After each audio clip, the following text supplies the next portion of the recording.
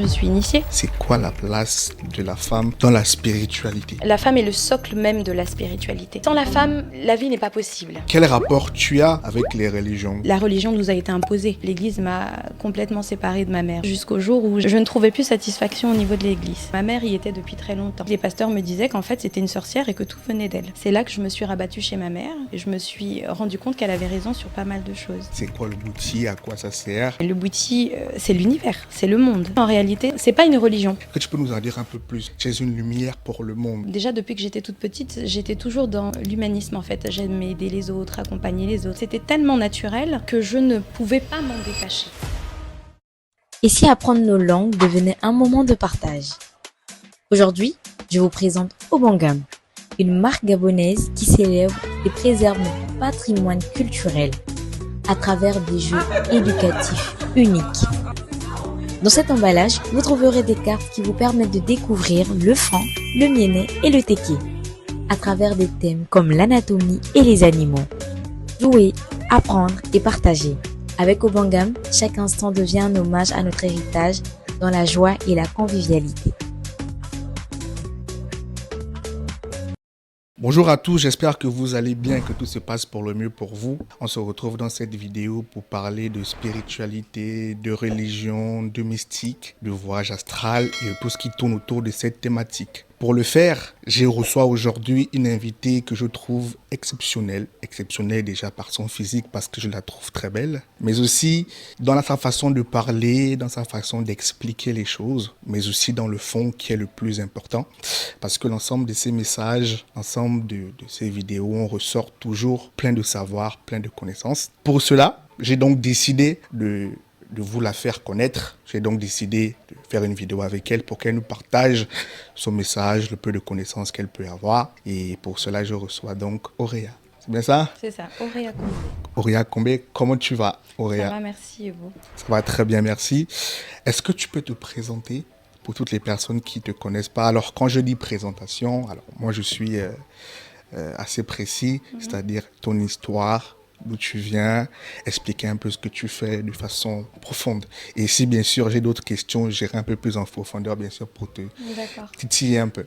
Très bien.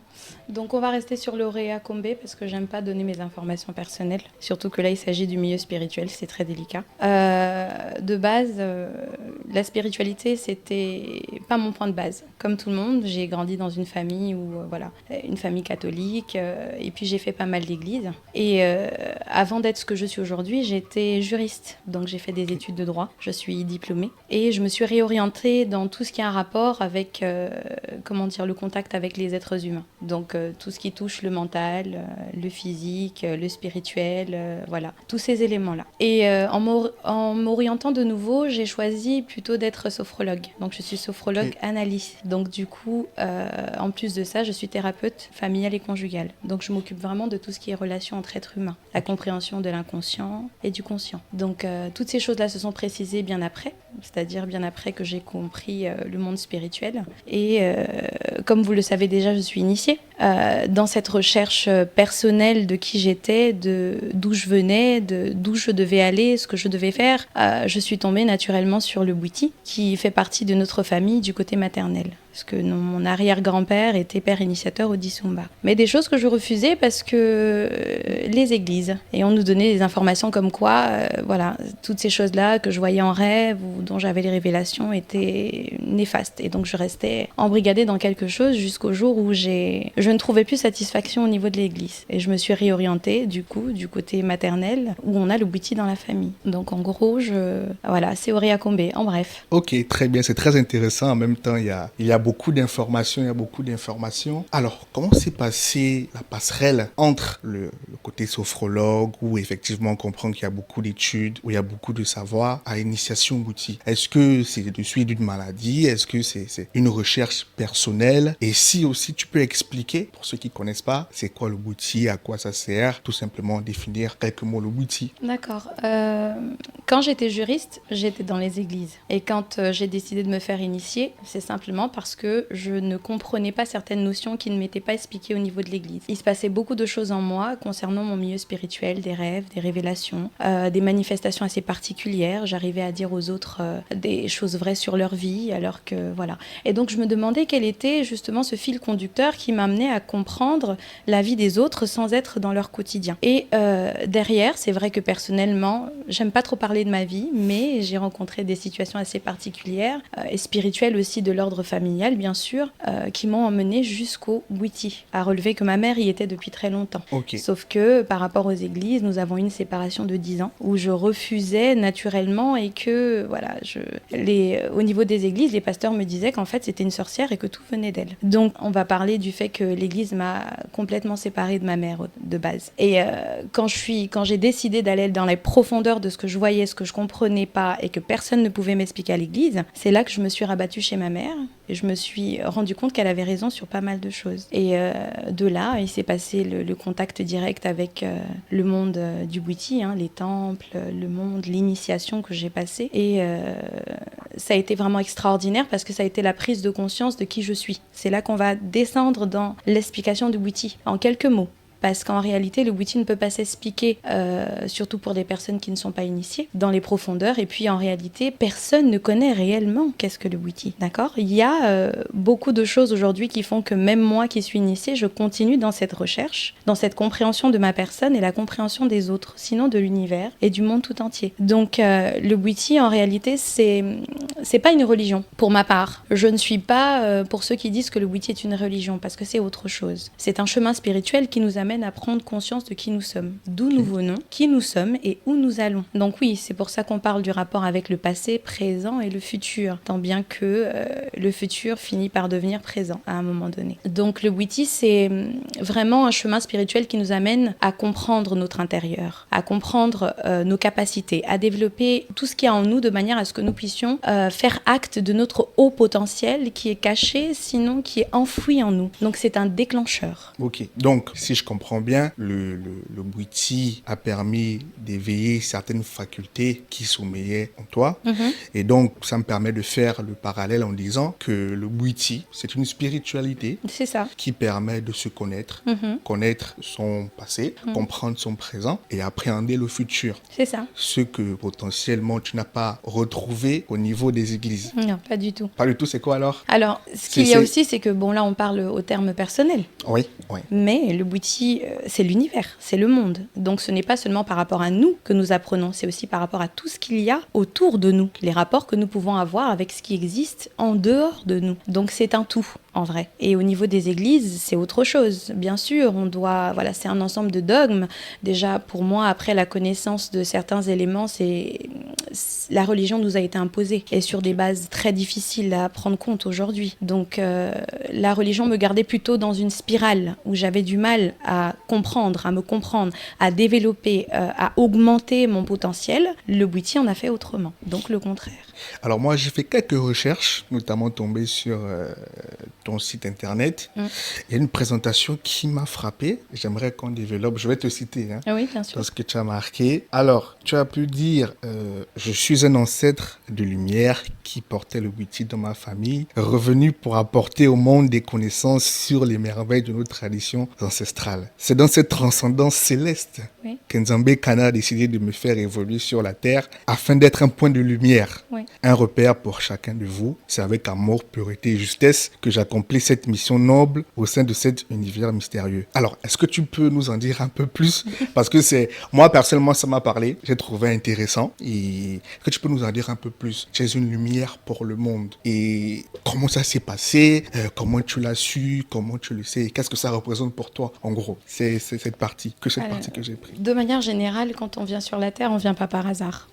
On vient parce qu'on a quelque chose à faire. On vient parce qu'on a quelque chose à réaliser, tant personnellement que par rapport aux différents milieux dans lesquels on va, donc les communautés, etc. Et moi, dans ma découverte, déjà depuis que j'étais toute petite, j'étais toujours dans l'humanisme en fait. J'aimais aider les autres, accompagner les autres, etc. Et je me demandais parfois même d'où est-ce que ce besoin profond venait. Parce que c'était tellement naturel que je ne pouvais pas m'en détacher. Je voulais toujours être en contact avec les autres, accompagner, aider. Et je trouvais toujours des solutions pour les autres, sans même être dans le witty. L'accompagnement psychologique, émotionnel, mes amis, mon entourage, c'était déjà prononcé. C'est pour ça que je précise que le witty ne nous donne rien. Le witty nous développe, d'accord ? On ne va pas rentrer dans le witty pour aller chercher des dons, pour aller... voilà, on n'acquiert que la connaissance nécessaire pour notre développement et notre épanouissement sur la Terre. Parce que nous sommes de passage. Nous sommes des esprits qui font une expérience humaine et non le contraire. Donc moi, dans mon expérience spirituelle, j'ai découvert effectivement mon chemin de vie, qui je suis, ce que j'avais à faire. Et ce que je fais aujourd'hui d'ailleurs. L'accompagnement, tant physique que spirituel. Ok, très bien. Alors, je ne vous l'ai pas dit, mais le thème principal de cet épisode, c'est la spiritualité et la femme. Alors, je vous explique pourquoi, parce que j'ai remarqué qu'on voit très peu de femmes s'exprimer sur ce sujet, à part bien sûr Auréa que j'ai trouvé sur Internet. Pourtant, lorsque l'on rentre dans le développement et lorsque on fait des recherches, on se rend compte que la place a une place forte dans le développement spirituel d'une famille, d'une personne, d'une communauté, d'un clan, d'un pays. Et donc, le sujet qu'on va aborder présentement, c'est la place de la femme dans la spiritualité. Alors, de ton expérience, est-ce que tu peux nous dire c'est quoi la place de la femme dans la spiritualité? À quoi la femme sert finalement dans la spiritualité? Est-ce que c'est comme un homme? Il n'y a aucune particularité? Est-ce qu'elle n'a pas une place centrale? Est-ce qu'elle a une place inférieure? Voilà. Est-ce que tu peux nous en dire un peu plus par rapport à ce sujet, à la place de la femme? D'accord.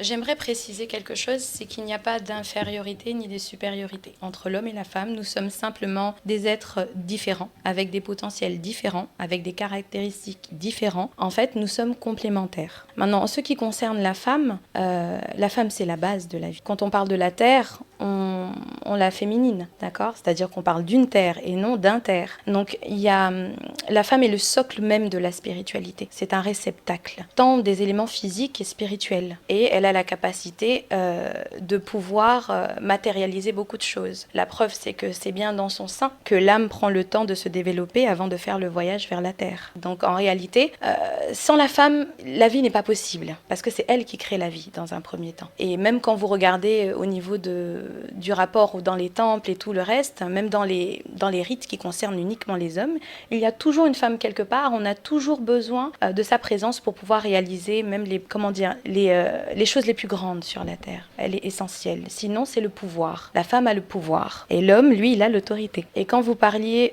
tout à l'heure du fait qu'il y a peu de femmes qui s'expriment, c'est peut-être parce qu'à l'époque, la femme n'avait pas elle avait plutôt une vocation intérieure, c'est-à-dire qu'elle portait tout, elle gardait tout, elle partageait uniquement avec son partenaire, son mari, son conjoint, son homme, uniquement dans leur intérieur, donc dans leur foyer, sinon dans la chambre. Et donc du coup, l'homme, lui, il venait transmettre, sinon transcrire les propos de la femme à son propre titre, en sortant de la maison. Donc c'est pour faire comprendre en réalité que les femmes n'avaient pas ce droit de pouvoir parler, et en plus de ça, du witty, parce que la femme ne pouvait pas parler devant les hommes. C'est l'homme qui parlait pour la femme, d'où l'autorité. Mais avec le 21e siècle, il y a eu beaucoup de changements. Et aujourd'hui, si certaines femmes telles que moi, ou plein d'autres d'ailleurs, parce que j'en ai incité beaucoup aussi, là vous m'avez invité moi, mais on en a d'autres aussi qui commencent à le faire, très bien d'ailleurs, c'est pour justement rappeler à la femme quelle est sa place. Moi, je ne parle pas du witty dans les profondeurs, ni du rite dans lequel j'ai été initiée. Je ne fais qu'accompagner les femmes pour qu'elles puissent reprendre leur place. Donc, qu'elles puissent se reconnecter à elles-mêmes, qu'elles puissent comprendre quel est leur rôle,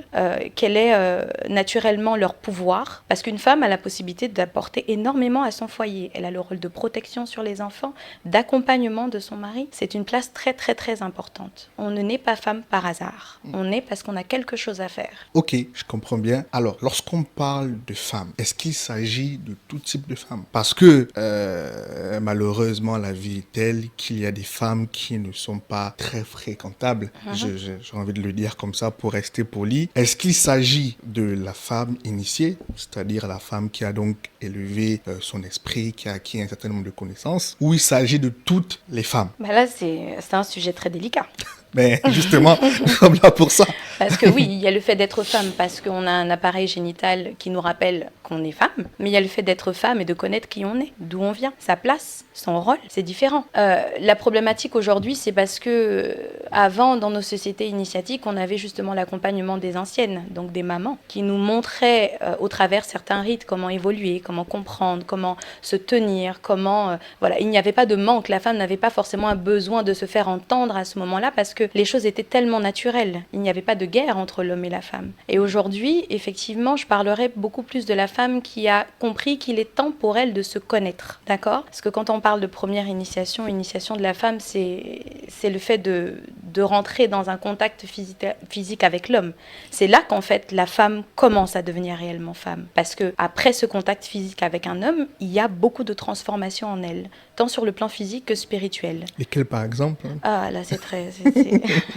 Ça va dépasser le... Je ne pourrais pas en parler dans les profondeurs parce que c'est vraiment réservé. C'est un langage, un codage réservé uniquement aux femmes initiées à ce moment-là. Ok. Mais de manière générale, ce sont des choses qu'on nous enseignait. Et s'il y avait plus de femmes qui nous l'enseignaient, eh bien aujourd'hui, on ne prendrait pas le rapport sexuel uniquement pour un jeu. Ce serait contrairement différent. Ok. Le rapport sexuel. Alors, on va revenir sur le rapport sexuel parce que c'est très important. Mais j'aimerais comprendre, il y a quelle différence fondamentale entre une femme qui est initiée et une femme qui ne l'est pas, dans la vie de tous les jours, dans la famille, dans le quotidien, avec ses enfants, avec son mari, avec sa famille. Voilà, il y a quelle différence fondamentale? Et pourquoi moi, aujourd'hui par exemple, je pourrais conseiller à ma copine, à ma femme, à ma petite sœur, à ma voisine, à une amie de se faire initier, par exemple. En tant que femme, qu'est-ce que ça va apporter à son état de femme? C'est qu'en réalité, comment dire, déjà on est femme, on est divine. Et naturellement, on a déjà le pouvoir okay. de base, parce qu'on est avec des prédispositions qui nous donnent ce droit-là d'être divine. Rien que le fait d'enfanter, comme je parlais tout à l'heure, les hommes, vous pouvez pas enfanter. Donc on a déjà un décalage important. On crée la vie. Donc ça fait de nous déjà des personnes qui ont des prédispositions à comprendre le monde spirituel d'une manière particulière. Okay. Et la différence entre une femme qui, elle, ne s'est pas faite initier et une femme initiée, c'est que la femme initiée, aborde des dimensions différentes que celle qui n'est pas initiée. Dans la compréhension des gestes, la compréhension des paroles, les actions, les milieux, comment se comporter, comment réagir avec ses enfants, comment comprendre son enfant dans les profondeurs, comment même l'accompagner dans son développement intérieur et pareil pour son mari, comment l'aider à concrétiser les choses sur la terre ou même encore à se comprendre lui-même quand c'est possible. Donc il y a cette différence qui est palpable, mais on ne conseille pas quelqu'un d'aller se faire initier. Okay. Je ne suis pas de ceux qui conseillent les femmes de le faire. La preuve, c'est que je fais des retraites spirituelles pour des femmes non initiées et initiées. Donc, de base, j'emmène la femme à se prendre en main, à comprendre qu'elle n'est pas n'importe qui et qu'en elle dort des capacités qui lui sont déjà données depuis l'arrivée sur la Terre. Ok. Donc je ne vous conseillerais pas d'aller demander à votre partenaire d'aller se faire initier, ce serait une grosse erreur. Parce que c'est un vouloir personnel, c'est un besoin. C'est surtout que chaque chose a son temps et qu'arrive le moment où si nous devons passer par l'initiation, nous allons passer par l'initiation. Ce n'est pas à un être humain de dire à l'autre être humain qu'il faudrait qu'elle aille se faire initier ou autre. C'est quelque chose de sain, c'est quelque chose de pur, c'est un appel intérieur que seul nous, donc la personne concernée, est capable d'identifier et de suivre le chemin pour arriver jusqu'à la concrétisation. Ok, c'est profond. Ouais, c'est profond. C'est un appel, c'est un besoin interne que l'on a d'aller se faire initier. Donc, tu ne conseilles pas Non, besoin d'aller se faire initier. non, je suis pas d'accord. Ok. Mais par exemple, pour une personne qui n'a pas grandi dans ces milieux Mhm, et qui ressent en elle le besoin de se faire... Enfin, elle ressent des blocages. mhm, Elle ressent qu'il y a quelque chose en moi. Il faut que je me fasse initier. mhm. Il faut que je parte voir ce qui ne fonctionne pas. Une personne, tu la rencontres dans la rue, ou bien, que sais-je, dans un studio, ou que sais-je, qu'est-ce que tu peux lui dire? Par exemple, par rapport à toi, à ton rapport à l'initiation, à l'expérience que tu as pu avoir de l'initiation. Est-ce que tu vas lui raconter ton histoire? Est-ce que tu vas lui donner quelques clés? Voilà, qu'est-ce que tu lui dirais, par exemple, à cette personne? Bon, encore, on sort un peu des femmes, mais ça reste toujours dans le même moule. Et bien sûr. Alors, premièrement, je ne conseillerais pas d'aller se faire initier si elle n'est pas sûre et Ok. si elle n'a pas des éléments qui l'amènent à comprendre que c'est le moment pour elle. De manière générale, je rencontre tous les jours des personnes comme ça qui viennent vers moi, qui me disent, qui me racontent beaucoup de choses, qui me disent qu'ils ont besoin, qu'ils ont. Je conseillerais à cette personne de commencer à se comprendre d'abord. Parce que si nous sommes sur la terre, c'est que nous avons des prédispositions divines, comme les autres ont dit, à l'image de Dieu. Le but est d'abord de savoir qui on est personnellement, intérieurement. Et pour ça, il y a beaucoup de moyens. Il y a la méditation, la visualisation, il y a l'accompagnement. Il y a des personnes qui sont disposées pour faire ça. L'initiation est un passage important entre la vie et la mort. Ce n'est pas un jeu. Et il est important que la personne qui décide d'aller se faire initier se comprenne d'abord. C'est la raison pour laquelle, quand beaucoup vont s'asseoir, ils ont du mal à intercepter les messages, et que ce soit les pères spirituels, les mères spirituelles ou encore les personnes autour d'elles qui leur expliquent ce qu'elles ont vu. Alors qu'en réalité, on devrait être capable, en sortant de là, comme moi dans mon expérience, de comprendre tout ce que j'ai vu et tout ce que j'ai entendu. Ok. Maintenant, il y a l'initiation pour comprendre un certain nombre de choses. Et tu as dit, voilà, la question me revient. Quels sont les moyens que l'on a, autre de l'initiation, de se connaître? Et comment en être sûr que l'on se connaît réellement? Si moi j'ai une interprétation d'un rêve, d'un fait, c'est mon interprétation à moi. Qu'est-ce qui me donne la certitude que mon interprétation est bonne, vu que je n'ai pas les codes justement que j'aurais pu acquérir lors d'une initiation, lors d'une communication avec une personne? Comment je le fais? Comment je peux méditer seul? Comment ça se fait? Comment je peux le faire? Je n'ai pas de parents qui font ce genre de pratiques, qui s'y connaissent pas. Comment moi je peux le pratiquer, tout simplement, sans l'initiation? Alors, parce que moi, ma pensée, après c'est personnel, c'est que l'initiation nous donne justement les codes qui nous permettent de pratiquer ces choses de façon autonome. Maintenant, vu que je ne l'ai pas, je suis sale, je suis incrédule, je suis un profane. Comment je le fais? Alors, c'est clair que quand on n'est pas du milieu, il nous faut quelqu'un pour nous indiquer. Ça, effectivement, comme vous disiez, concernant les codes importants qui permettent effectivement de développer un certain niveau. Mais nous avons tous la capacité de nous écouter. Ouais. C'est là où tout commence. C'est l'écoute de soi, en fait. Se faire confiance, écouter ce que notre cœur nous dit et en être sûr. Mais malheureusement, aujourd'hui, beaucoup de gens ont du mal à s'écouter. Ils préfèrent écouter les autres. D'où l'erreur, et la grande erreur aujourd'hui. Donc, c'est simple. Dans un premier temps, on a l'écoute de soi. La prise de conscience de l'écoute de soi. Se faire confiance, et à un moment donné, comme on a des livres, etc., des personnes qui nous informent aussi, pratiquer la méditation ou la visualisation. Parce que de toutes les façons, s'écouter, c'est une forme de méditation. Tout passe par là, de base. Maintenant, lorsque vous avez arrivé à écouter la profondeur de votre cœur, au sein de notre cœur vit le Bouti. Il nous guidera où nous devons aller, Ok. tout simplement. Est-ce que tu penses que les femmes, Mhm. en général, devraient plus s'exprimer sur ces questions de spiritualité, de religion, du mystique, du mysticisme, etc. Parce que j'écoute que la femme a une grande place. J'ai compris, la femme a une place importante. Mais lorsqu'on regarde la plupart des maîtres spirituels, bon, on voit rarement des maîtresses, mais on voit plus de maîtres spirituels, on voit plus sur les plateaux, sur les réseaux des femmes, des hommes. Est-ce que tu penses que les femmes devraient plus s'exprimer? Est-ce que tu penses que les femmes devraient prendre plus la parole, et pourquoi? Penser que les femmes devraient plus prendre la parole, je ne suis pas trop d'accord. Je ne Ok. suis pas féministe. Et malheureusement, ce courant a mené trop de dérapages. Pourquoi?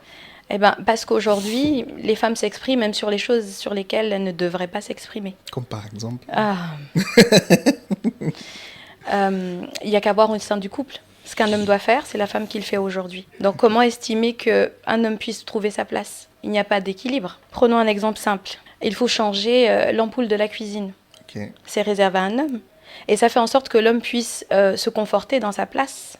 C'est lui qui le fait, c'est pas la femme qui le fait. Le féminisme, fait qu'aujourd'hui, la femme, sans demander l'avis de l'homme, va venir changer l'ampoule et mettre l'homme à une place qu'il ne devrait pas avoir, sinon le faire douter de ses capacités et de sa personnalité. Quel est selon toi, c'est un sujet intéressant, quelle est selon toi, au sein du foyer, la place de la femme, les rôles qui sont attribués à un homme, à une femme, et comment ça contribue à l'équilibre justement du foyer? Alors je pense quand même que c'est une question très large, mais de manière bref, on va vraiment aller sur la base de l'homme doit apprendre à se connaître, la femme doit apprendre à se connaître. Voilà l'avantage que le Witi nous apporte aujourd'hui. C'est que sans la prise de conscience de qui nous sommes, nous pouvons facilement nous sentir faibles, nous pouvons facilement nous sentir, inférieurs. Nous pouvons facilement prendre les propos de notre partenaire d'une certaine manière alors que ça ne l'est pas. Et nous pouvons appréhender la vie et le quotidien d'une manière contraire à ce qu'elle devrait être. Donc oui, il y a pour moi, dans un couple, chacun doit connaître d'abord qui il est pour pouvoir avancer ensemble. Connaître ses capacités, connaître son potentiel, connaître quelle est sa valeur, avoir confiance en soi pour pouvoir conjuguer, communiquer d'une certaine manière avec son partenaire. Et ensuite, après l'écoute de soi, après la connaissance de soi, c'est la connaissance de l'autre. Mais comment pouvez-vous apprendre de l'autre si vous ne savez pas qui vous êtes? C'est compliqué. Très compliqué. Mais dès le moment où deux personnes, donc de sexes différents, ont appris à savoir qui ils sont, leur place, ce qu'ils doivent faire ou ne pas faire, à quel moment ils doivent parler ou ne pas parler, à quel moment ils doivent laisser la place à l'autre, le couple, il bat des ailes. Étant sur le plan physique que spirituel, moi je parlerais même prioritairement du spirituel, parce que le monde physique n'est que la matérialisation du spirituel. Ok, prenez un exemple d'un couple, ils se sont connus très jeunes, tous les deux pas initiés, ils se marient, dans le mariage, le monsieur ou la dame décide de se faire initier. Est-ce qu'il y a possibilité qu'on lui dise ou qu'on dise à la femme que la personne avec qui tu es n'est pas la personne qui est faite pour toi? Est-ce qu'il y a une possibilité? Et quels sont les enjeux derrière? Parce que c'est très profond. Oui, c'est profond. Est-ce qu'il y a une possibilité que cela arrive? Attendez, une possibilité qu'il ait la révélation ou que ce soit quelqu'un qui lui ait dit? Non, lors de son voyage initiatique. Donc il en est la révélation. Oui. Alors, on peut être spirituel et comprendre tout ce qu'on veut comprendre, mais malheureusement, il y a toujours des choses qui nous échappent et qui sont réservées à Nzambe Kana lui-même. Et il sait pourquoi nous rencontrons certaines personnes. Et il sait pourquoi, à un moment donné, nous en avons la révélation. Nous ne rentrons pas dans la vie de quelqu'un par hasard. Nous rentrons parce que nous devons apporter quelque chose. Un enseignement, une expérience qui permet à la personne en face de nous de s'élever dans sa démarche personnelle. Donc, dès le moment où cette personne a été mariée avant, s'est fait initier, on a eu la révélation, c'est que tout est déjà résolu. Dans le sens où Dieu mettra en place tous les paramètres qui l'amènera à se détacher de cette personne. Et cette personne aura peut-être participé justement au fait qu'il arrive à en avoir le besoin de se faire initier. Il y a des choses sur lesquelles, malheureusement, nous n'avons pas la main mise. Mais nous devons garder le fil et aller jusqu'au bout, même si c'est difficile. Ok. Alors, ça me fait penser à une question. Je ne l'ai pas préparée. Mais est-ce que l'homme a un destin? Ou alors, tout au long de sa vie, il travaille pour obtenir ce qu'il doit obtenir? Ou alors, il y a un chemin de vie qui est déjà préétabli par rapport à la vie de la personne? Parce que si... Bon, je te laisse répondre à cette question. Après, je vais revenir sur la deuxième question. Alors, beaucoup de gens vont sûrement m'en vouloir sur cette question parce que je ne suis pas de la vie populaire. Moi, j'estime que le destin, il est écrit. Est-ce qu'on peut diviser de ce destin? Non. Non? Dieu sait pourquoi on vient sur Terre. On est d'accord? Oui, bien sûr. Il connaît notre cheminement. Alors, le destin, il est déjà écrit. Et nous irons à ce destin, quelles que soient les routes, d'où intervient le libre arbitre. C'est-à-dire que vous pouvez aller à gauche. Vous avez par exemple deux voies, la gauche et la droite. Mais au terminus de ces deux voies, il y a le destin. Tout dépend simplement du choix qu'on fait. Si on prend la gauche, peut-être que ce sera plus dur, où il y aura des enseignements différents. Si on prend la droite, peut-être que ce sera plus facile, toujours avec des enseignements différents, mais dans tous les cas, les deux voies mènent au destin. La différence, c'est l'enseignement qui nous est donné lors de ces deux voies. Est-ce qu'on peut retarder ce destin? Alors, est-ce qu'on peut, c'est-à-dire volontairement, par nos actions? Alors, pas volontairement, par nos actions. Par nos actions, c'est-à-dire, moi, je vais me marier à 35 ans avec une femme qui a 20 ans. Alors, du fait que je sois resté en France et je ne suis pas retourné au Gabon ou en Chine, ça freine ce destin et plutôt je me marie à 40 ans. Eh ben, c'est Dieu qui l'aura voulu toujours. Parce que c'est lui qui crée les circonstances tout autour de vous pour soit te retarder ou avancer le destin. Dans tous les cas, le destin reste le destin et nous finissons toujours par y arriver, quelles que soient les embûches sur la route. Ok. Pour revenir sur la femme, parce on est un peu sorti, est-ce que le mariage pour une femme, c'est indispensable? Alors, parce que j'ai un peu étudié un peu la question de la spiritualité, du pouvoir de la sexualité. Il n'y a pas de sexualité sans mariage. Enfin, normalement, lorsque tu es marié, tu dois avoir une sexualité. Et la sexualité, c'est aussi une porte qui permet d'arriver à un certain niveau.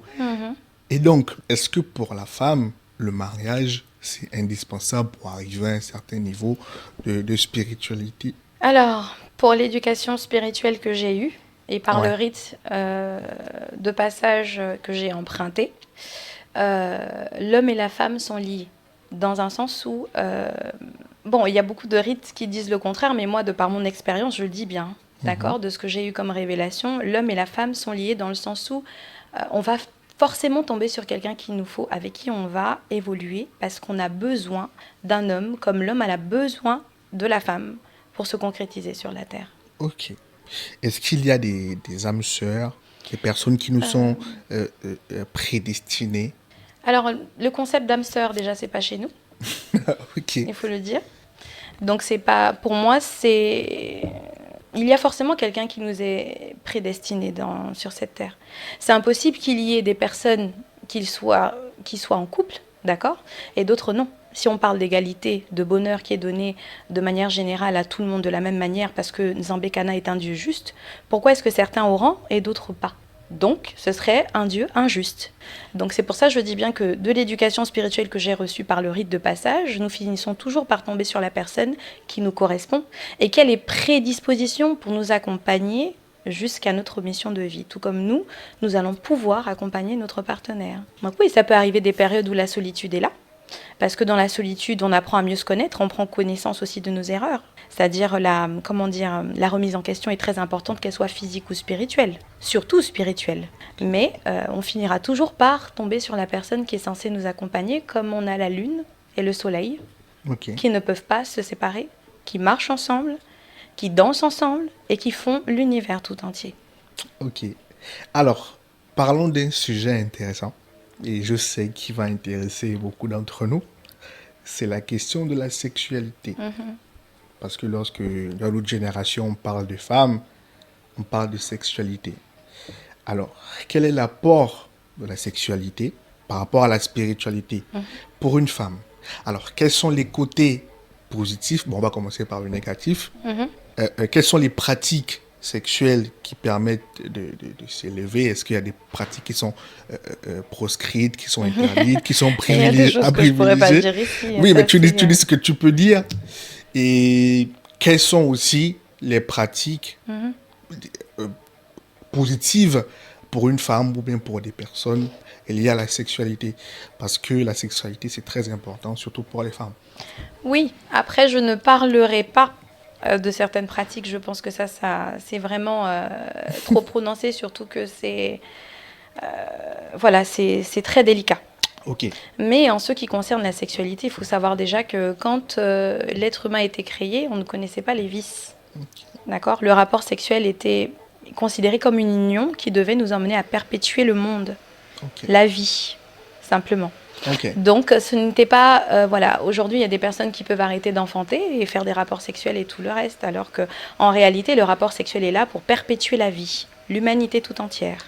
C'est son seul but Dans un premier temps. dans un premier temps. C'est ça. Ok.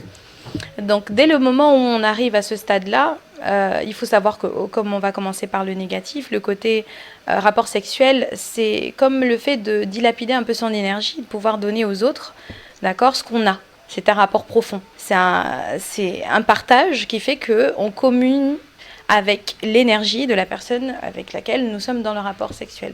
Donc effectivement, si nous tombons sur des personnes qui ont des attaches spirituelles particulières, qui ont eu déjà beaucoup de rapports avec d'autres et qui ont gardé les énergies des uns et des autres dans tous ces rapports qui sont très impurs, malheureusement, on peut déjà perdre son essence, Ok. parce que le rapport sexuel, c'est la vie. D'accord? Donc on peut se voir diminuer tous ces éléments-là qui nous amènent à nous élever personnellement d'abord. C'est pour ça que je le dis fréquemment à toutes les femmes que je reçois dans les retraites qu'il doit avoir un temps d'abstinence. Parce que ce temps d'abstinence-là dans le mariage nous permet de revenir à nous et non d'être tout le temps dans le partage avec notre partenaire. Ok. C'est pour ça que vous pouvez voir, par exemple, vous rencontrez une femme aujourd'hui, et puis vous, avant, vous aviez beaucoup de portes ouvertes. Et puis tout d'un coup, c'est votre partenaire qui se retrouve à avoir des portes ouvertes, et vous, vous avez que des situations un peu compliquées. Donc à ce moment-là, l'énergie était passée chez votre partenaire, et comme vous ne saviez pas que cette dernière avait des énergies négatives, vous avez récupéré ce qui était négatif chez elle. Ok. Donc à ce moment-là, le rapport sexuel est négatif parce que, enfin, il est malsain et il est problématique parce que vous perdez ce qui est essentiel pour vous, ce qui est lumineux pour vous, pour le transmettre à la personne en face de vous, et vous récupérez ce qui est impur chez la personne avec qui vous avez eu votre rapport. Ok, c'est un échange. C'est un échange. Ok. De base, c'est un échange divin Ok. pour procréer. Ok. Comment pratiquer pour aider nos autres sœurs, nos mères qui nous regardent? Comment pratiquer la sexualité pour s'élever? Alors, ce qui est intéressant avec le Bouti, c'est qu'il nous donne des codes, justement. Donc, dans ces codes-là résultent donc les moments clés pour le faire.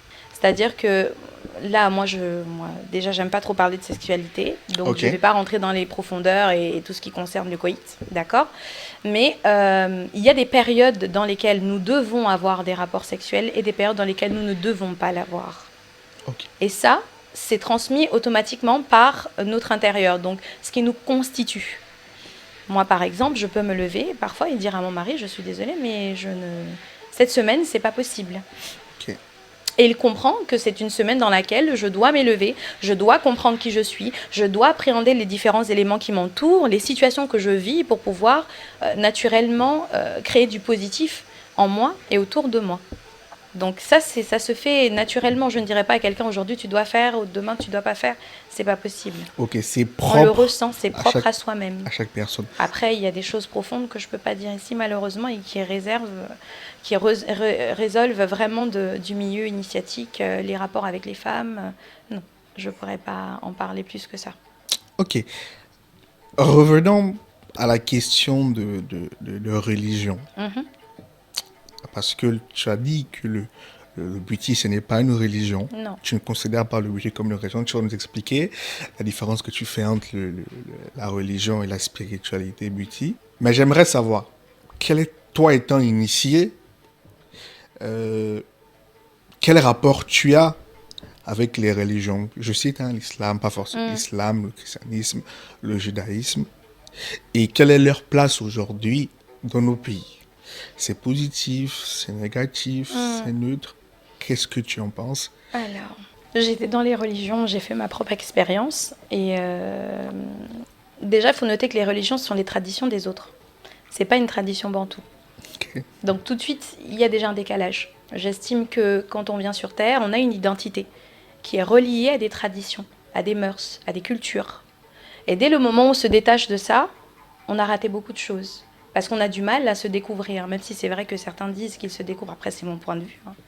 Mais pour moi, la religion, c'est un ensemble de dogmes et de pratiques qui nous gardent comme dans une prison. C'est-à-dire qu'on va justement vénérer un homme, d'accord, qui, lui, va nous donner des informations sur ce que c'est que le monde, alors que le Bouti nous fait découvrir le monde. Le Bouti, c'est l'expérience. Et c'est comme un réseau Wi-Fi. Vous savez, quand vous êtes dans une maison, vous avez un réseau Wi-Fi, vous avez une boîte centrale, et puis après, tout le monde est connecté sur le téléphone. Mais chacun décide d'aller voir ce qu'il a envie de regarder, d'autres des dessins animés, d'autres des films, etc. C'est une petite métaphore pour vous parler du Bouti, la manière dont chacun de nous pouvons l'expérimenter à notre manière et en avoir des enseignements complètement différents des uns des autres. Même s'il y a une centrale qui nous lie tous. Mais la religion, c'est vraiment pour moi, après expérience, déjà nous a été imposée d'une manière très difficile. Ce ne sont pas nos traditions à nous. Et derrière, c'est un objet de domination. Il faut le dire clairement. Ok. D'accord. Quand la religion est arrivée, nous, on connaissait déjà Nzambekana. On connaissait la nature. On connaissait communiquer avec notre intérieur. D'accord? Et quand on nous l'a imposé, c'est nous faire croire que ce que nous avions n'était pas sain, n'était pas pur et n'était pas la vraie voie de Dieu. Donc pour moi, c'est problématique. Pour moi, ça devient tout de suite un objet de domination. Elle va venir nous assiéger à un mode de vie, une manière de se conformer, alors que le Bwiti, lui, nous donne cette liberté d'exister tel que nous sommes, en fonction de ce que nous représentons sur le plan spirituel. Ok. Alors, je vais ajouter un petit exemple. Vas-y. Si on parle des religions, par exemple, il y a des heures pour prier. D'accord? C'est-à-dire qu'on va vous dire, prenons, par exemple, chez les musulmans, 18h, 6h, etc., etc. Mais le Bwiti, il ne nous impose pas de prier. Déjà, on ne prie pas, on invoque. D'accord? Prier, c'est autre chose. Et il ne nous amène pas à le faire régulièrement à des heures bien précises, bien sûr, sauf dans le cas d'un rituel. Il y a un ordre à suivre, il y a une hiérarchie, ça je le comprends.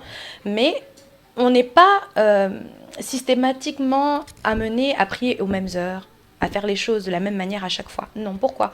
Parce qu'imaginez, vous venez de vous disputer tout de suite avec votre partenaire. Et puis vous pensez qu'avec toute la colère, toutes les énergies négatives que vous avez dans le cœur, Dieu prendra la peine de vous écouter?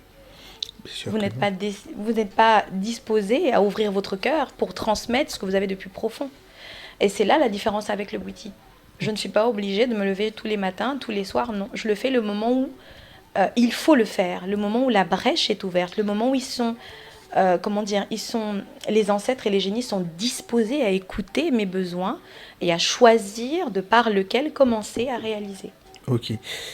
Est-ce que le Bwiti est universel? Parce que c'est une problématique qui revient souvent lorsqu'on suit les débats. Parce que tu me parles de Nzambe Kana, par exemple. Moi, je suis un fan, le Dieu suprême, il s'appelle Eyo. Lorsqu'on devient sur la terre, il s'appelle Zamiye Mebaro. Je ne connais pas Nzambe Kana. Bon, sur quelle base, moi, en tant que fan, je me fais réinitier au Bwiti, par exemple? Alors, vu que le Bwiti, c'est le monde, sur quelle base, moi, un fan, qui, dans ma culture, dans ma tradition, je n'ai pas ce mot de Nzambe Kana. Est-ce que le Bwiti est universel? Pourquoi me... Bon. Alors là, vous parlez tout de suite de mon cas, parce que moi, je ne suis pas Bouvi. Ok. Je suis Bateke du Haut-Togoé. Ça tombe très bien alors. Mais je suis initiée au Bwiti. Ok. C'est pour ça que je parlais du fait que ce soit une voie universelle et un chemin spirituel. Tout comme on voit, par exemple, le yoga ou plein d'autres pratiques dans lesquelles, naturellement, on peut se développer, en fait. Et quand vous voyez... alors, beaucoup de gens ne le font pas, mais moi, j'ai cherché un peu l'écriture exacte du Bwiti. Parce que j'en ai eu la révélation. Donc, il y en a, c'est écrit B-W-I-T-I. Oui. Et puis d'autres, c'est écrit B-O-U-I-T-I. Il y a même Boété avec E à la fin. Ouais. C'est ça. Mais moi, j'ai pas... dans le sens de la révélation, on va parler tout de suite du fait que dans ces mots-là, on va trouver, par exemple, quand on l'écrit de manière simple, B-O-U-I-T-I. On a le mot U qui revient sur l'universalité, déjà dans un premier temps. D'accord? Okay. Donc, pour moi, de ce que j'ai pu avoir comme enseignement, le Bwiti, en réalité, il naît avec nous. Nous sommes le Bwiti. Okay. Si chez vous, c'est Eyo, c'est simplement que par rapport aux différents peuples, on a notre manière de l'appeler. C'est vrai qu'il y a des rites dans lesquels, qui sont précis, où par exemple les femmes ne peuvent pas rentrer, ou les pounous ne peuvent pas, etc. Mais le Bwiti, lui, il est universel. Et il y a d'autres raisons que je ne peux pas énoncer ici pour éviter de bouger un peu la toile, parce que beaucoup de gens ne seront sûrement pas d'accord avec moi. Non, mais c'est de ma révélation personnelle. Ouais. Ah, mais je suis une femme. Parler du Bwiti, c'est délicat. Déjà qu'on a beaucoup de limitations aujourd'hui. Il y a des choses qu'on ne peut pas dire, même si on les sait. Ok, donc ça veut dire que même si moi, aujourd'hui, je m'initie au Bwiti, bien en tant que fan, les personnes que je vais rencontrer lors de mon voyage initiatique, le fait que ce soit un rite, alors je dis oui parce que tu l'as dit, ne va pas me faire rencontrer des entités qui ne sont pas les miennes. Parce que, parce que c'est quand même beaucoup, bon, je ne dirais pas sectaire, mais les chants, la plupart des personnes, même lorsqu'on fait des débats sur les origines de Bwiti, voilà, c'est pas universel, ça appartient à un peuple. Donc, si moi je me fais initier tout de suite, ce que je vais rencontrer, ce qui est lié à ma personne. C'est clair, j'en ai fait l'expérience. Vous avez dit je suis un exemple, je suis là. Ok. Je suis du Haut-Ogooué, mais je me suis fait initier au Witi. Ce que j'ai rencontré, bien sûr, nous rencontrons pour ceux qui ont fait de bons voyages. Et je parlerai avec limitation parce que le côté secret, c'est justement ça. Quand on voyage, on ne doit pas parler de ce qu'on a vu, de peur que l'autre s'acclimate automatiquement avec ce qu'on a vu et se dise que, par exemple, le Witi viendra de la même manière que moi. Ok. D'accord? Donc, il y a... comment expliquer? Moi, je suis, comme je disais, du Haut-Ogooué. Je me suis fait initier au Witi et j'ai vu que ce qui me concernait. Bien sûr, j'ai rencontré les entités mêmes de ce rite, parce qu'il y a des gardiens, il y a des prioritaires. Le rite, déjà en lui-même, c'est un génie. Donc, dès le moment où tu fais ta traversée, et pour ceux qui ont fait de bonnes traversées, c'est d'abord de comprendre l'origine du rite dans lequel vous rentrez. Ok. Donc, quand vous voyagez, vous tombez pour le bon voyage, bien sûr, parce que oui, il y a des voyages qui, malheureusement, ne sont pas bien encadrés, pas bien accompagnés, c'est compliqué. Mais quand vous faites le bon voyage, que vous allez vraiment de l'autre côté de par une initiation reliée à un rite bien déterminé, une entité bien déterminée, vous êtes d'abord censé avoir des enseignements sur le rite dans lequel vous rentrez. Ok. Donc les gardiens de ce rite-là. Et ensuite, vous faites votre chemin vers ce qui vous concerne, personnellement. Donc je n'irai pas voir les entités ou les esprits de celui qui m'initie. Non, pas du tout. J'ai vu mon propre chemin, j'ai appréhendé ma propre route, j'ai découvert qui j'étais, je suis là aujourd'hui. Ok. Alors, est-ce que tu as un don en particulier?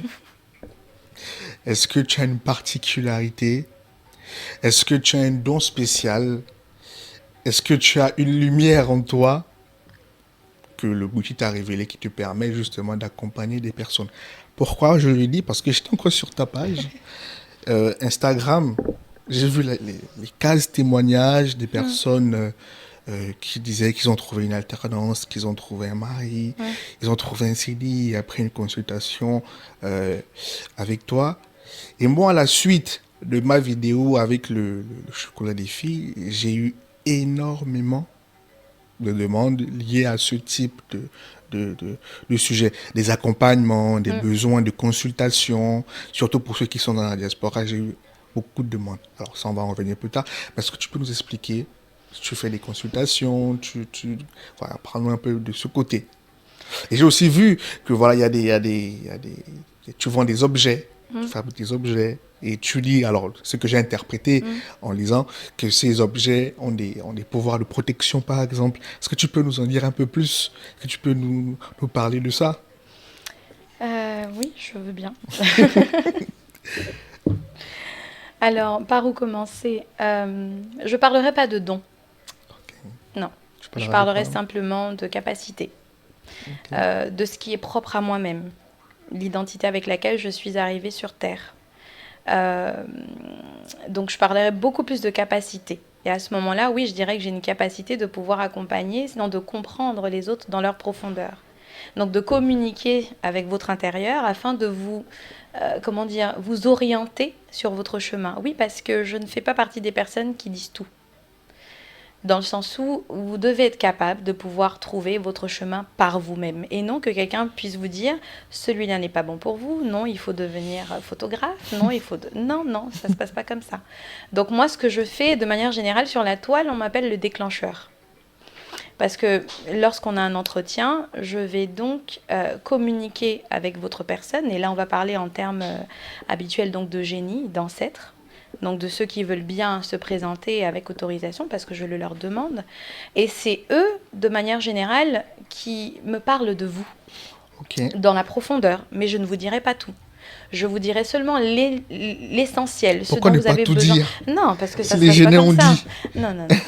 Ils ont dit oui, mais ils me disent aussi jusqu'à quel niveau je dois vous transmettre l'information. Le but est que vous fassiez votre expérience pour comprendre votre vie et non que quelqu'un vous le donne sur un plateau et que vous n'en fassiez pas cette expérience unique et pure et saine, sinon divine. Donc moi, je ne suis qu'un accompagnant, c'est-à-dire que là, vous allez venir en consultation, les gens n'ont pas besoin de parler. Une fois que je me suis connectée à ce qui vous concerne, je vous donne des informations sur ce qu'il y a dans votre vie à l'heure actuelle. Je vous explique beaucoup de choses. Pourquoi ceci, pourquoi cela, pourquoi vous n'avancez pas comme ci, pourquoi.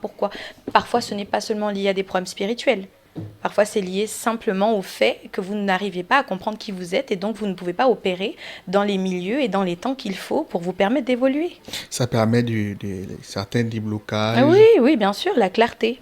Parfois, vous savez, vous rencontrez quelqu'un dans la rue qui vous dit quelque chose et clac, ça a débloqué un système qui fait que vous vous retrouvez dans d'autres positions et vous finissez par obtenir ce dont vous avez besoin. Ok, ça se passe comment? Ça se passe en vidéo? Faut prendre Oui, en rendez-vous, vidéo, oui. en face à C'est face. Et ça se passe comment? C'est vrai que le monde spirituel est très délicat, donc je me protège beaucoup. C'est l'une des raisons pour lesquelles je ne dis pas tout. Parce que quand le sorcier est dénoncé, il cherche la personne qui a prononcé ces informations. Tu as peur des sorciers? Oui, oui, oui. Je suis dans le bouti, mais j'ai très peur du bouti. Très, très peur de ce qu'il en est et de ses profondeurs. Et je ne m'arrête que là où j'ai la possibilité d'arriver. Lorsque mes génies ou mes ancêtres me disent que tu ne peux pas aller plus loin, je m'arrête là, par précaution et protection. Parce que le monde spirituel, c'est quelque chose. Et je vous parle par expérience. Ok. Donc, c'est vrai que je suis très fermée dans le sens où pour m'avoir, il faut passer par Instagram. C'est pareil pour mes retraites. On voit très peu d'informations sur ta vie personnelle. Vraiment non, je veux pas. Très, très peu. Non. On voit pratiquement juste les messages. Oui, c'est pareil. J'ai pas de compte personnel. On voit pas le visage de mes enfants. On voit pas le visage des personnes de ma famille. Non, c'est très délicat le monde spirituel. Il faut apprendre à se protéger. Donc, c'est vrai que pour trouver mes informations personnelles, ça va être un peu difficile. Mais voilà, je reste vraiment sur Instagram. Et même pour les retraites, comme je disais, c'est des entretiens. Les gens, avant, j'étais très ouverte et j'ai eu pas mal de coups particuliers. Maintenant, je choisis les personnes qui viennent aux retraites, si elles sont disposées à comprendre et à évoluer. Sinon, en sortant des retraites, qu'elles aient un résultat concret. Donc, par Instagram uniquement. Mais j'ai décidé de mettre, dès le mois de septembre, un numéro de téléphone. Parce que c'est vrai que beaucoup de personnes se sont un peu plaintes.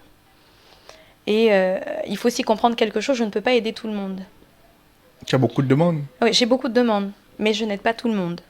J'apporte un nécessaire. Pour le reste, je leur permets de se mettre sur la route de la personne qui pourrait les aider.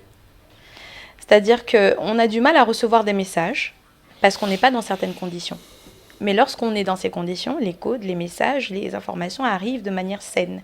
Et c'est pour ça, vous voyez, du jour au lendemain, vous allez être à la route et vous rencontrez un père spirituel ou vous arrivez à un niveau et puis à un milieu de rassemblement et puis il y a un père spirituel là qui s'était déjà prévu que vous soyez dans ces conditions-là. Mais si vous n'êtes pas dans les prédispositions antérieures dont je parlais, vous ne pouvez pas rencontrer cette personne. Ok, c'est très intéressant. Donc ça vous arrive parfois de refuser des personnes? Ah oui, je refuse des personnes en travaux ou autres. C'est-à-dire que ce qui est très intéressant, c'est que quand on arrive dans un temple, il y a le Nganga du temple. Quand on arrive dans un village, il y a le Nganga du temple et le Nganga de la forêt. Il y a celui qui reste au temple, qui ne sait pas faire de forêt, et il y a celui qui va en forêt, donc en brousse, pour aller chercher les éléments qu'il faut pour soigner le malade. Moi, je fais partie de ceux qui vont en forêt. Donc pour arriver directement au fait de tout l'été que je produis, les objets dont vous parlez, la connexion, etc. Donc oui, je fais partie de ces gens-là qui communiquent avec la nature. Ok. Les objets en question, tu les fabriques ici? Oui, je les fabrique ici. Ici, avec des produits que tu trouves ici ou qui viennent du Gabon? Au Gabon, dans un premier temps. Et puis dans certains traitements, étant donné que je parle avec la nature, j'ai découvert pas mal de choses aussi sur les plantes ou les feuilles qui sont sur le territoire français. Ok. Mais est-ce qu'on peut pratiquer à 100% sa spiritualité étant loin de la terre-mère? Je parle bien sûr de l'Afrique. Parce que, alors c'est des questions que je me pose. Le Bwiti, les génies, les ancêtres, c'est beaucoup centré sur les éléments de la nature, sur l'environnement.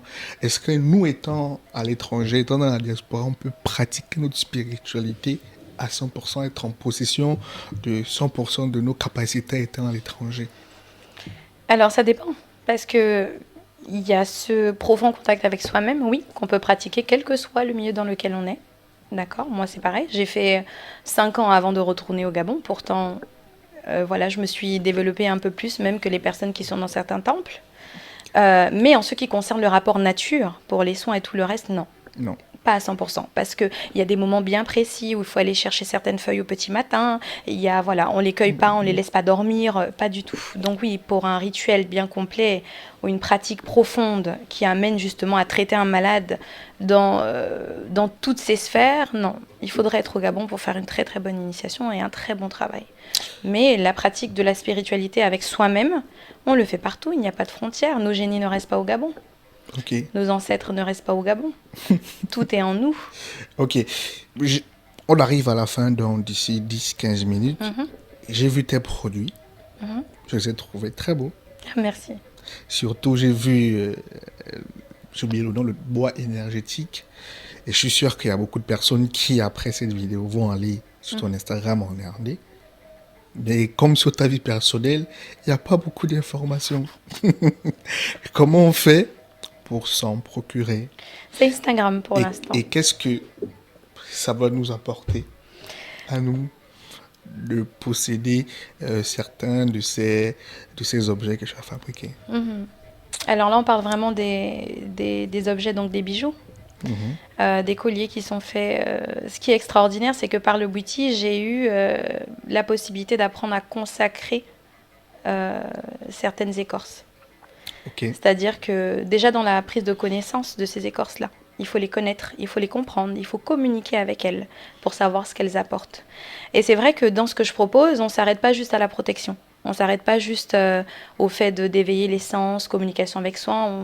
On fait aussi appel à tout ce qui concerne la confiance en soi, comment dire, l'estime de soi, la considération, le rapport avec les autres, l'appréciation de sa propre personne, etc., qui sortent vraiment du cadre de protection et voilà, élévation spirituelle, d'accord. Alors moi, je communique avec ces écorces, Ok. leur demandant dans leur profondeur à quoi est-ce qu'elles servent. Pas que sur le plan, comment dire, de soigner un malade, mais de savoir réellement pourquoi est-ce qu'elles existent. Et c'est pour ça qu'on va partir du cadre de protection pour aller dans la confiance en soi, l'appréciation, l'estime, le courage, la détermination. Et ce sont des éléments qu'apportent ces différents colliers-là. Donc il y a une... Je ne saurais comment vous expliquer, tout ce que je sais, c'est que je le fais. Ok. Et si une personne aujourd'hui prend une consultation avec vous, Oui. c'est... Alors, parce que j'ai suivi et je suis vu des vidéos où vous parlez, Mondré, il y a des personnes qui sont en face de vous. C'est exactement, c'est seulement pour les femmes, c'est aussi pour les hommes. Et En à quoi consultation ? Oui. Non, c'est pour tout le monde. Et à quoi s'attendre? C'est-à-dire aujourd'hui, vous me dites aujourd'hui à la caméra que si je prends une consultation avec vous, vous ne sortirez pas vide. À quoi s'attendre pour une personne? Parce que lorsque j'ai dit que je vous recevais, il y a des amis qui m'ont écrit, surtout des femmes qui m'ont dit, je suis la femme sur les réseaux, mais j'ai longtemps hésité à lui écrire. Maintenant, pour répondre à ces personnes-là, qu'est-ce que moi je peux leur dire? Bon, qu'est-ce que vous leur dites à ces personnes qui veulent prendre une consultation, mais qui hésitent parce que... Eh ben, il faut vraiment que ces personnes s'apprêtent à changer leur vie, clairement. Simplement. À accepter qui elles sont, accepter leurs erreurs, leurs capacités, accepter le changement radical de leur mode de pensée, prioriser certaines pensées et qu'elles soient déterminées surtout. Parce que avoir l'information, c'est bien, mais derrière, il faut aller jusqu'au bout en réalisant certaines choses pour pouvoir sortir de certaines conditions. Donc en fait, si vous voulez, moi j'apporte beaucoup de clarté sur votre chemin de vie et je vous aide à vous recentrer sur ce qui est idéal pour vous. Donc je vous remets sur le chemin qui est le vôtre et que vous avez peut-être perdu à un moment donné dû à vos relations, les relations familiales ou encore les malédictions familiales et toutes ces choses-là. Donc en fait, c'est juste une très belle occasion de pouvoir se retrouver et pouvoir accomplir ce qu'on doit accomplir lorsque vous venez en consultation chez moi. Ok, très bien. Alors, là, on va sur la fin de la vidéo. Est-ce que tu as un message à faire passer que ce soit pour les femmes en priorité, parce que les femmes d'abord, les femmes et les enfants d'abord. Et ensuite, pour les personnes qui te suivent, pour les personnes qui vont suivre la vidéo, pour les personnes, un message particulier. Non, je parlerai pas que pour les femmes en premier, pour les hommes. Je parlerai pour tout le monde d'un coup. Et je pense qu'en réalité, arrive un moment où il est important qu'on puisse écouter son cœur. C'est important. Parce que c'est la seule voix divine. C'est la voix par laquelle les génies, les ancêtres, Dieu lui-même nous parle et nous permet de changer beaucoup de choses dans notre quotidien.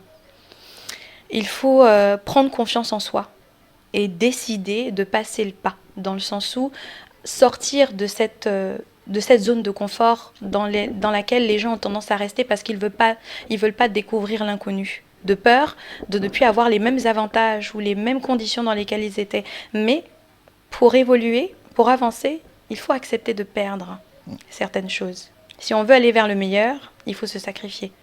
Il faut accepter de laisser certaines personnes. Il faut accepter de changer de milieu. Il faut dans tous les cas regarder uniquement à soi et se faire confiance pour aller jusqu'au bout. Donc c'est un peu le message que j'avais envie de passer aujourd'hui.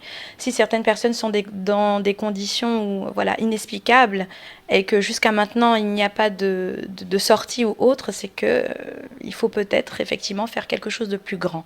Merci. Ok. Pour finir, ce sera ton mot pour la fin. Qu'est-ce que tu as pensé de ce podcast? Je l'ai trouvé génial. Génial. Oui. Sur 10, combien tu mets? 10 sur 10. Ok, 10 sur 10. Alors les amis, vous avez compris, Oui. Elle a mis 10 sur 10. Elle a donné le meilleur d'elle pour vous satisfaire. Moi, pareillement. Vous avez été nombreux à me contacter en me disant que vous voulez passer sur la chaîne. Cette fois-ci, ce sera très simple. Je vais mettre mon mail et vous allez tout simplement écrire et je vais vous répondre. On va prendre la tâche avec vous. On va essayer de voir ce que vous proposez pour savoir si effectivement vous pouvez passer sur la chaîne. Et aussi, n'oubliez pas, pour toutes les personnes qui veulent apprendre à parler leur langue, mon équipe et moi on a mis en place un jeu de cartes ludique qui s'appelle Obangam, qui permet de découvrir sa langue. C'est tout simple, il y a des images et vous avez la signification tout en bas. Ça permet d'apprendre loin des réseaux en jouant avec vos enfants. N'hésitez pas à me contacter. L'ensemble des informations seront dans la barre de description. Aussi, laissez un petit commentaire, partagez la vidéo pour toutes les personnes qui peuvent être intéressées. Laissez un commentaire, abonnez-vous, c'est très important pour que l'on vous produise un contenu de qualité. Je vous dis merci et au revoir.